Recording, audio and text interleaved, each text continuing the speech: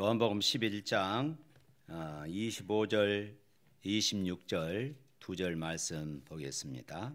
요한복음 11장 25절과 26절 말씀입니다. 예수께서 이르시되 나는 부활이요 생명이니 나를 믿는 자는 죽어도 살겠고 무릇 살아서 나를 믿는 자는 영원히 죽지 아니하리니 이것을 네가 믿느냐. 아멘.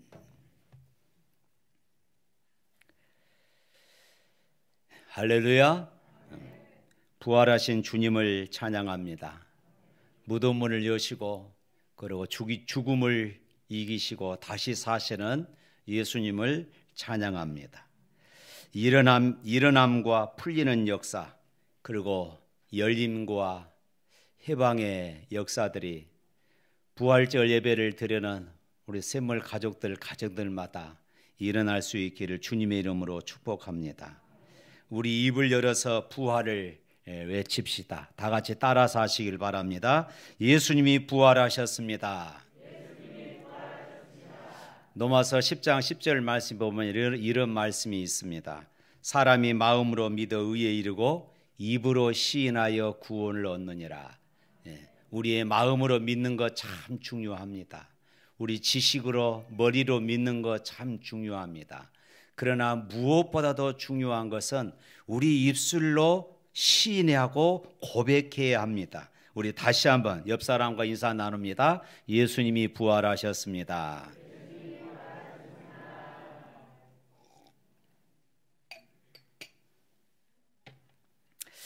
오늘 본문은 베다니에서 있었던 일이 기록되고 있습니다. 이곳은 나사로와 마르다, 마리아 이 세 남매가 살고 있는 그런 동네이지요. 요한복음 11장 5절 말씀에 보면은 오늘 본문 그 이전에 보면은 예수님께서 본래 마르다와 그 동생 나사로를 사랑하시더니, 요한복음 11장에 기록된 이 말씀들을 보면은 예수님과 이 가정은 아주 특별한 그런 관계에 있음을 알 수가 있습니다. 특별히 사랑했다 이렇게 말하고 있죠. 그런데 나사로가 병에 걸렸습니다. 그래서 마르다와 마리아는 예수님께 사람을 보내서 나사로가 아프다는 것을 알렸지요. 그것이 오늘 3절 11장 3절 말씀입니다. 이렇게 말하지요. 다 같이 한번 읽어볼까요? 11장 3절 이에 그 누이들이 예수께 사람을 보내어 이르되 주여 보시옵소서 사랑하시는 자가 병들었나이다 하니, 이 말의 의미는 어떤 의미입니까? 예수님께서 오셔서 우리 나사로를 고쳐주십시오, 그런 의미이죠. 예수님께서 오시면은 이 나사로는 분명히 고침받을 수 있습니다 하는 이런 확신에 찬 그런 이야기입니다. 하지만 어떤 영문인지 예수님은 이 말씀을 들으시고 이렇게 말씀을 하셨습니다. 4절 말씀 또 읽어봅니다. 예수께서 들으시고 이르시되 이 병은 죽을 병이 아니라 하나님의 영광을 이하며 하나님의 아들이 이로 말미암아 영광을 받게 하려 함이라. 그뿐만이 아닙니다. 또 6절 말씀 또 읽어볼까요? 6절 나사로가 병들었다 함을 들으시고 그 계시던 곳에 이틀을 더 유하시고, 예수님은 나사로와 또 마르다와 마리아와 아주 가까운 사이에 있었습니다. 예수님은 공생애 때에 언제든지 이 집에 들려서 하룻밤 머물고 쉬었다 가시는 그런 장소로 아주 그만큼 아주 가까운 그런 관계에 있었습니다.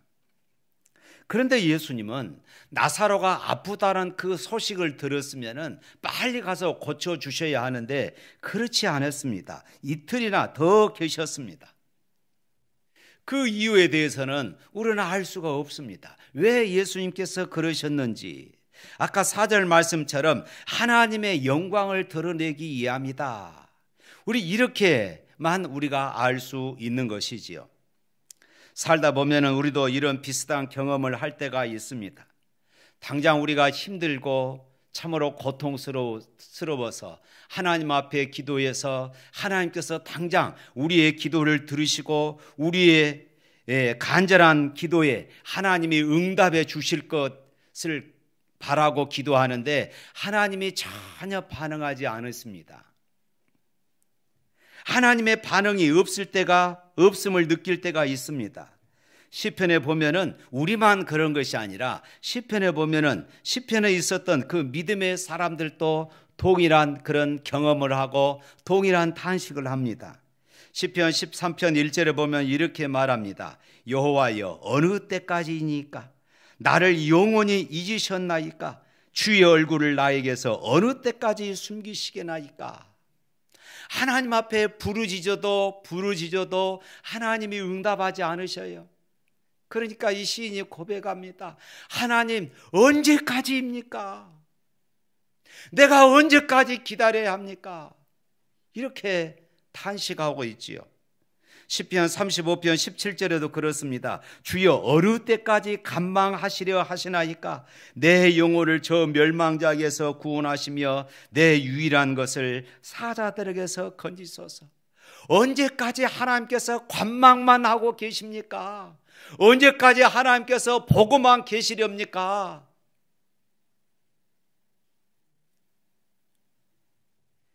때로는 하나님은 아무 일도 하지 않는 것처럼 이렇게 느낄 때가 있어요. 그래서 우리는 실망하기도 하고 낙심하기도 합니다. 그래서 어떤 사람들은 이렇게 말합니다. 하나님 믿어서 뭐하냐? 믿어도 소용없네. 기도해도 소용없네. 하지만 이런 느낌, 이런 판단은 전적으로 우리의 불신앙이다 하는 것을 여러분 아시길 바랍니다. 때로 하나님이 우리의 기도에 즉시 응답하지 않으시거나 우리가 원하는 방법으로 일하시지 않은 것 같아도 하나님은 하나님의 때에 하나님의 방법으로 일하고 계심을 믿으시기를 축복합니다. 아까 4절 말씀 다시 한번 읽어볼까요? 11장 4절 예수께서 들으시고 이르시되 이 병은 죽을 병이 아니라 하나님의 영광을 이해하며 하나님의 아들이 이로 말미암아 영광을 받게 하려 함이라.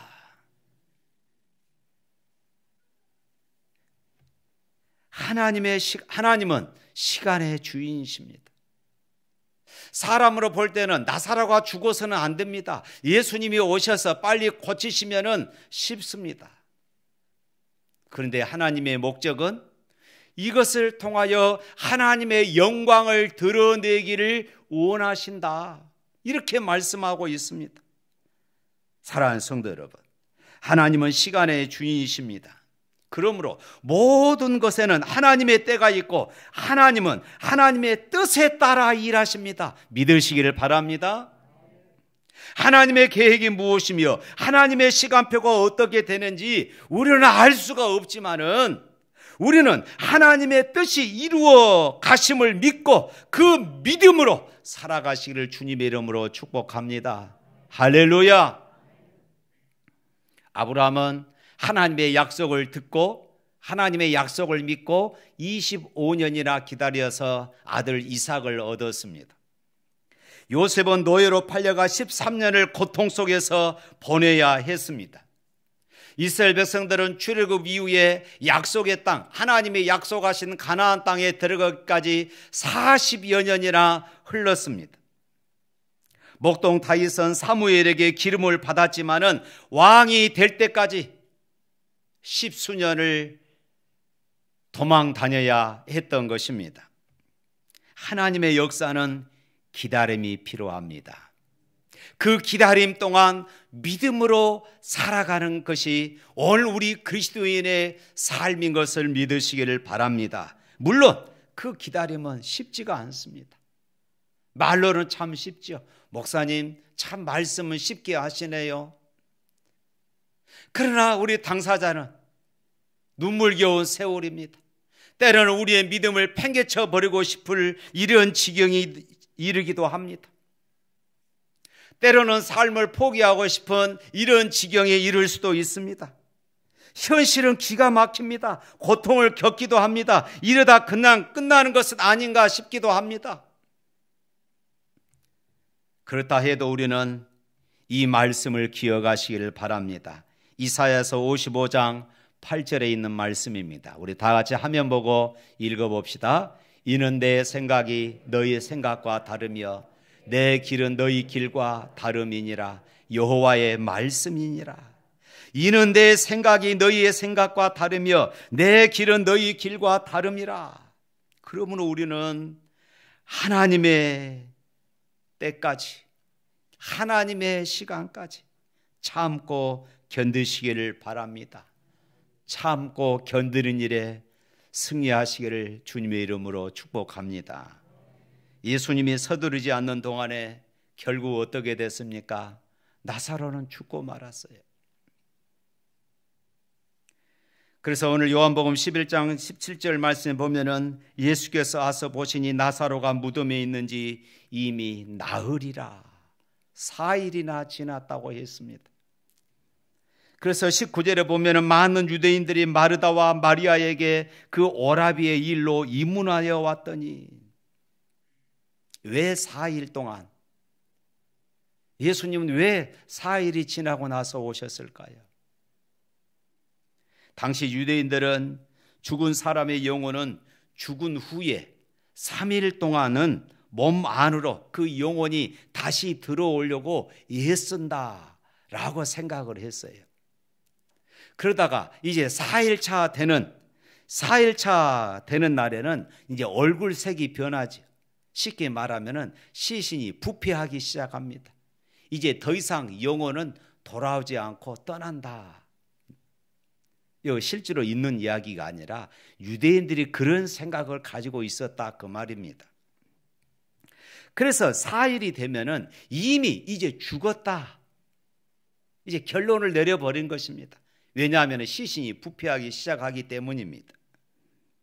그러므로 나사로가 무덤에 있는지 4일이 되었다는 것은 나사로의 죽음이 확실하다 이 말이죠. 나사로의 죽음은 확실하다는 뜻입니다. 그래서 예수님을 만난 마르다는 이렇게 말했습니다.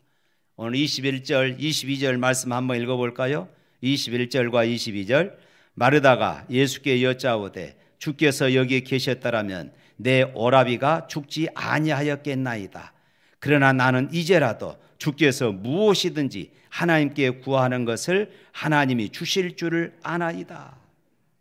주께서 여기 계셨더라면 내 오라버지는 죽지 않았을 것입니다. 마리아도 똑같이 이야기를 했습니다. 32절 말씀 보면 그렇습니다.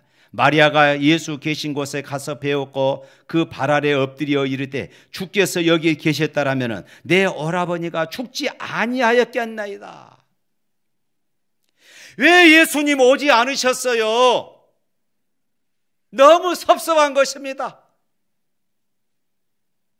예수님과 나와 우리와 관계는 참으로 사랑하는 관계였습니다. 예수님이 언제든지 그 집에 들려서 하룻밤을 먹을 수 있었고 또 식사도 드실 수 있었고 쉬었다 가실 수 있는 이런 아주 친분이 있는 이런 관계였습니다. 생전 모르는 백부장이 와서 그의 딸을 고쳐달라고 했을 때에 주님은 고쳐주셨습니다. 생전 모르는 길가에서 고통당하는 나병을 예수님은 고쳐주셨습니다. 그런데 보십시오. 나사로와 마르다와 마리아는 예수님과 아주 친분이 있는 이런 관계에 있습니다. 이렇게 가까운데 왜 예수님 예면하셨습니까? 섭섭함과 서운함이 지금 여기에 내포되어져 있는 것입니다. 근데 이때 예수님은 이렇게 말씀하시지요. 23절 말씀 한번 읽어볼까요? 예수께서 이르시되 네 오라비가 다시 살아나리라. 할렐루야. 그리고 이어서 이렇게 말씀하십니다. 25절 26절 말씀 다 같이 읽겠습니다. 예수께서 이르시되 나는 부활이요 생명이니 나를 믿는 자는 죽어도 살겠고 무릇 살아서 나를 믿는 자는 영원히 죽지 아니하리니 이것을 내가 믿느냐? 할렐루야. 그리고 예수님은 나사로의 무덤으로 가서 무덤을 가로막고 있는 돌을 옮겨 놓으라고 그랬습니다. 유대의 무덤은, 이스라엘의 무덤은, 우리나라의 무덤은 땅에다가 묻습니다. 그런데 유대인들의 무덤은 굴에다가 묻어요. 그래서 그 굴 입구를 돌로, 큰 돌로 그렇게 막아 놓습니다. 예수님도 역시 그러셨죠. 그래서 그 돌을 옮겨 놓으라고 했습니다. 그리고 큰 소리로 예수님이 말씀하십니다. 나사로야 나오너라. 나사로야 나오너라. 나사로가 무덤 밖으로 나왔고 예수님은 풀어 놓아 다니게 하라고 하셨습니다. 이 얼마나 놀라운 말씀입니까? 나는 부활이요 생명이니 라는 예수님의 말씀은 부활이요 생명으로 믿는 모든 사람들에게 주시는 하나님의 축복의 선물이고 은총인 것을 믿으시기를 바랍니다. 요한복음 5장 24절 말씀에 예수님은 이렇게 말씀하셨습니다. 화면 보고 다 같이 읽어보겠습니다. 내가 진실로 진실로 너에게 이르노니 내 말을 듣고 또 나 보내신 이를 믿는 자는 영생을 얻었고 심판에 이르지 아니하나니 사망에서 생명으로 옮겼느니라. 할렐루야. 죄는 우리를 영적으로 죽음에 이르게 합니다. 그래서 에베소 2장 1절 말씀에 허물과 죄로 죽었던 이렇게 말씀합니다. 또 로마서 6장 23절 말씀에 죄의 싹슨, 죄의 값은 사망이라고 했습니다. 죄 때문에 우리 사람들에게 영육간의 죽음이 찾아오게 된 것입니다. 그러나 부활이요 생명이신 예수님은 그 죄값인 죽음을 이기고 부활하셨습니다. 할렐루야. 죽음의 권세, 죄의 권세를 물리치셨습니다. 에베소서 2장 4절부터 6절 말씀 또 우리 다 같이 읽어보도록 하겠습니다. 긍휼이 풍성하신 하나님이 우리를 사랑하신 그 큰 사랑을 인하여 허물로 죽은 우리를 그리스도와 함께 살리셨고 너희는 은혜로 구원을 받은 것이라. 또 함께 일으키사 그리스도 예수 안에서 함께 하늘에 앉히시니. 할렐루야. 죽음은 누구도 피할 수 없어요. 히브리서 9장 27절 말씀에 사람에게 한 번 죽은 것은 사람에게 정해진 것이라 했습니다. 죽음을 피할 수 있는 사람은 아무도 없어요. 그러나 예수님은 죄와 죽음의 권세를 이기셨습니다. 할렐루야. 그리하여 예수 믿는 우리에게는 부활과 영원한 생명을 허락하여 주신 것입니다. 그래서 부활절인 오늘이 축복의 날이고 오늘 저와 여러분들에게는 소망의 날인 줄로 믿습니다. 예수님의 부활이 없었다면, 죽은 자가 다시 사는 일이 없었다면 이 세상 사람들 가운데 가장 불쌍한 사람들이 바로 예수 믿는 사람들이에요. 하지만 부활이 사실인 것은 물론이고 이 부활은 진리입니다. 믿으시기를 축복합니다. 사랑하는 성도 여러분, 예수님은 우리에게도 나는 부활이요 생명이니 나를 믿는 자는 죽어도 살겠고 무릇 살아서 나를 믿는 자는 영원히 죽지 아니하리라 라고 물으십니다. 이 말씀에 아멘 할 수 있기를 축복합니다. 할렐루야. 우리가 믿으면은 예수님의 부활이 나의 부활이 되고, 우리가 믿으면은 예수님의 생명이 나의 생명이 되고, 우리가 믿으면은 예수님의 승리가 나의 승리가 될 줄로 믿습니다. 그렇다면은 구체적으로 예수님의 부활 나에게 어떤 의미가 있는가? 예수님의 부활이 오늘 우리의 생활에 어떤 영향을 미칩니까?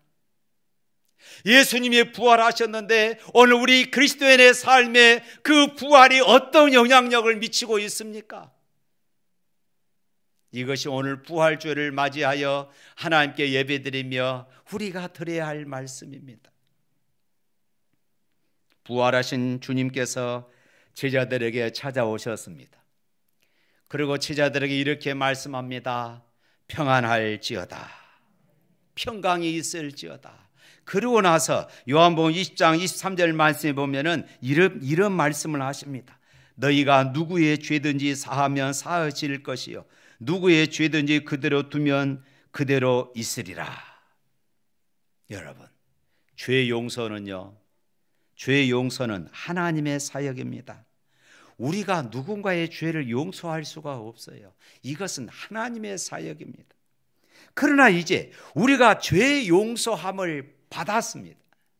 우리가 죄 용서함을 받고 나면은 이제 다른 사람들의 죄를 용서하는 자유와 다른 사람의 죄를 용서하는 권세가 우리에게 있다고 성경은 말씀하고 있습니다.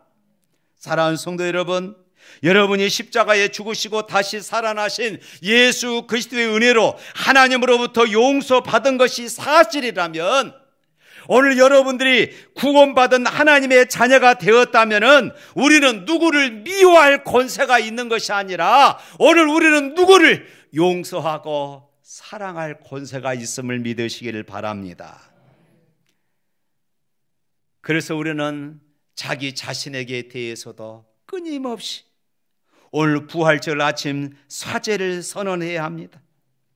하나님께서 오늘 저와 여러분의 모든 죄를 다 사하여 주시고 새 생명으로 삼으신 줄로 믿습니다. 하나님은 기억지도 않으십니다. 그런데 여러분, 우리가 조금 믿음이 성장하면은 우리 안에 우리 자신에 대한 한탄, 나는 믿음으로 살려고 그러는데 왜 나는 자꾸 넘어질까? 왜 나는 이 모양 이 꼴일까?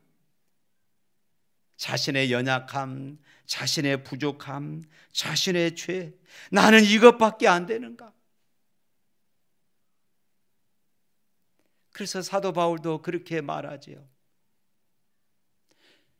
내 영은 선을 행하기를 원하는데 내 육신은 늘 죄만 짓는다. 오라, 누가 나를 이 사망의 늪에서 건져내랴. 이것이 우리 인생입니다. 그런데 오늘 아침 여러분 자신을 용서하시기를 바랍니다. 나는 나에게 용서를 선언한다. 하나님이 나를 용서하셨으니 나도 나를 용서한다. 따라서 해보시기를 바랍니다. 하나님이 나를 용서하셨으니 나도 나를 용서한다. 자기 자신에게 용서를 선언하십시오. 그리고 하나님의 은혜를 구하십시오. 하나님의 은혜만이, 하나님의 긍휼만이 우리의 연약함에서 다시 일어설 수 있음을 믿습니다. 그러고 나면은 우리가 사랑하는 가족, 남편, 아내, 내 자녀, 내 부모, 내 곁에 있는 사람들에게 용서를 선언할 수가 있는 것입니다. 예수님이 당신을 용서하셨으니 나도 당신을 용서합니다. 내게는 당신을 미워할 자유가 없습니다. 정죄할 권세가 없습니다. 용서할 자유만 있습니다. 용서의 권세만 내게 있습니다. 하나님의 자녀된 권세를 내게 주셨으니 용서의 권세가 우리에게 있는 것입니다. 용서라고 하는 이 단어를 생각해 보면은 용서의 얘기를 들을 때마다 우리의 마음속에 부담감으로 남아있는 누군가가 떠오르게 되어집니다. 입을 열면은 자꾸 불평이 나오고 정죄가 나오는 어떤 사람이 생각날 수도 있을 것입니다. 여러분의 온수 같은 사람들을 향하여서 이 부활의 아침 용서를 선언할 수 있기를 축복합니다. 예수님도 그분을 사랑하십니다. 때로는 예수님도 그분을 구원하셨습니다. 그분을 용서하시기를 축복합니다. 이것이 부활 신앙을 가지고 있는 우리 그리스도인의 삶이에요. 내가 용서하지 못하고 어떻게 십자가의 용서의 은혜를 우리가 누렸다고 말할 수 있겠습니까? 나는 용서하지 못하면서 어떻게 내가 부활 신앙을 가지고 있다고 말할 수 있겠습니까? 사랑하는 성도 여러분, 기독교의 종착역은 십자가가 아니라 부활입니다. 그리스도인의 마지막 영생은 부활의 그날, 부활의 그날 온전히 이루게 될 것을 믿으시기를 바랍니다. 부활이야말로 거짓 종교와 참 종교를 구분짓는 갈림길이 되어집니다. 좌절과 희망의 갈림길입니다. 죽음과 영생의 갈림길이 바로 이 부활에 있는 것입니다. 죽음이 두려워서 사랑했던 스승을 죽음에 몰아넣고 뿔뿔이 흩어졌던 제자들이 있었습니다. 그토록 비겁했던 제자들이 자신의 생명을 초기와 같이 버리며 예수님의 부활의 소식을 전했습니다. 복음을 전했습니다. 그 믿음이 어디서 나왔겠습니까? 예수님이 잡혀가던 날 다 제자들은 흩어져 버렸습니다. 도망가 버렸어요.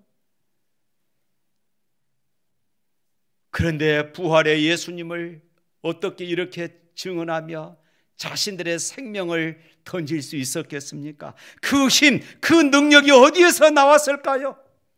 예수님의 부활이 그들에게 능력으로 다가올 때에 이런 변화가 일어났던 것입니다. 부활의 소망, 부활의 신앙 때문이었습니다. 초대교회 역사를 보면은 베드로는 로마에서 전도하다가 십자가에 거꾸로 매달아 순교당했습니다. 안드레는 헬라에 가서 전도하다가 아가야 성에서 X자형의 십자가에 못 박혀 온몸이 뒤틀린 채 그렇게 순교를 당합니다. 야고보는 예루살렘에서 헤롯의 칼에 목베임을 당하여 죽였고, 요한은 에베소에 가서 전도하다가 체포되어 끓는 가마솥에 던졌으나 가마솥이 그대로 식어버렸습니다. 그래서 이 사람들이 너무나도 두렵고 놀라워서 요한을 반모섬에 유배해 보냅니다. 그리고 그곳에서 하나님의 부름을 받습니다. 다른 제자들도 예외 없이 칼에 죽었습니다. 때로는 톱에 온몸이 잘려서 그렇게 죽임을 당합니다. 돌에 맞아 죽습니다. 때로는 불에 타 죽습니다. 수없이 많은 성도들이 온영극장에서 화형을 당하고 짐승의 밥이 되기도 하고 검투사의 칼에 죽기도 했습니다. 도대체 무엇이 이들을 이렇게 무섭게 변화시켰겠습니까? 무엇이 이들의 삶을 이렇게 변화되게 했겠습니까? 무엇이 비겁쟁이들을 세상을 바꾸는 사도로 변화시킬 수 있었겠습니까? 무엇이 갈릴리 촌부들이 세상을 뒤집는 인물로 변화될 수 있었습니까? 여러분의 인생에 위대한 인생의 전환점이 어디서 올 수 있을까요? 부활하신 주님을 만나시기를 축복합니다. 부활의 은총이 여러분들의 가슴에 충만하기를 주님의 이름으로 축복합니다. 예수님 다시 살아나셨습니다. 예수님 부활하셨습니다. 사랑하는 성도 여러분, 코로나 시대에 어떻게 살까, 어떻게 보낼까 걱정이 많습니다. 그러나 주님은 걱정하지 말라고 하십니다. 어떻게 하면은 부활의 주님을 기쁘시게 할까? 어떻게 하면 사랑하며 살까? 어떻게 하면 용서하면서 살까? 어떻게 하면은 예수 그리스도의 부활의 증인으로 살까? 이것을 우리는 고민하고 이것을 위해서 기도해야 합니다. 어떻게 하면 우리 샘물 공동체를 부흥시킬 수 있을까? 어떻게 하면은 이제 5월 달부터 우리 셀가정 모임이 회복될 것인데 어떻게 하면 우리 셀가정 모임이 다시 활성화 일으킬 수 있을까? 사랑하는 성도 여러분, 부활주의는 여러분들에게 어떤 의미를 가져다 주고 있습니까? 1년에 한 차례 돌아오는 그런 행사로 끝마쳐 버릴 것입니까? 여러분들에게 예수님께서 십자가에 죽으시고 3일 만에 다시 부활하셨다는 사실이 어떤 의미를 가져다 주고 있습니까? 예수님께서 우리 부활의 첫 열매로 부활하셨다는 것을 생각하고 여러분 또한 장래에 부활할 것이라는 사실을 믿으시기를 축원합니다. 그리고 변화된 삶을 통하여서 다른 사람들에게 긍휼과 자비와 겸손과 오래 온유와 오래 참음을 가지고 다른 사람들을 용서하며 서로 위로하며 하나님께 영광 돌리는 믿음의 샘물 가족들이 되시기를 주님의 이름으로 축복합니다. 우리 찬양하겠습니다.